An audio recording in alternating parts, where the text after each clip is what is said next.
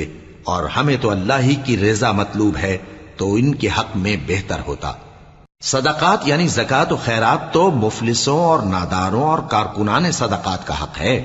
اور ان لوگوں کا جن کے دل جیتنا منظور ہے، اور غلاموں کے آزاد کرانے میں، اور قرض داروں کے قرض ادا کرنے میں، اور اللہ کی راہ میں اور مسافروں کی مدد میں بھی یہ مال خرچ کرنا چاہیے۔